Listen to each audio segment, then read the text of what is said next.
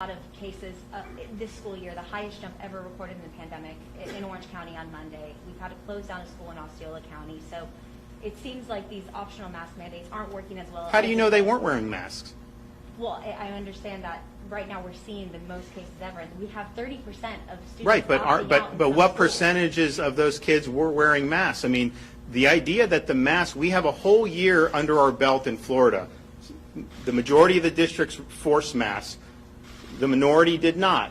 The results were not statistically significant. So yes, there's going to be positive tests. There were last year. There will be now. We're starting school year where the wave had already crested last year and it was really down. This year was more in the middle of it. And so that's just the reality. But to attribute that to the mask, you don't even know that they're getting infected in school. And in fact, the evidence is that they're much more likely to get infected in the community and at home than they are in the classroom. And so I'd be very careful. I understand, respectfully, people in your profession love having kids in masks. I get it. You guys have taken an editorial position on that, very clear. The data doesn't support it. There's a great article actually in New York Magazine, of all places, that went through this 3,000 words, very thorough view of all the evidence and lack of evidence. And I would point to, England just put out school guidance. You have other countries in Europe that have been doing it where they're respecting parents' wishes, and the results have not been any different. So attributing it to that or not, I think is a mistake. And I think what we've seen is, obviously, most school districts are following Florida law. You don't see any major differences between the districts that are following the law and the districts that are breaking the law, with respect to this.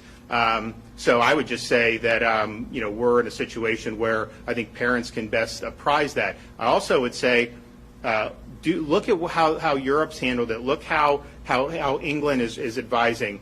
Don't send healthy kids home. If they've been exposed, tell the parent. Let the parent make that decision. But if people are healthy, they shouldn't be sent home. Recognize kids that have immunity conferred through infection. Do not send a healthy immune kid home, unless they're. So I think that there's a lot of things. But at the end of the day, I think there's a lot of people that want to politicize. Remember, a lot of the people who are the noisiest about some of this wanted the schools closed last year.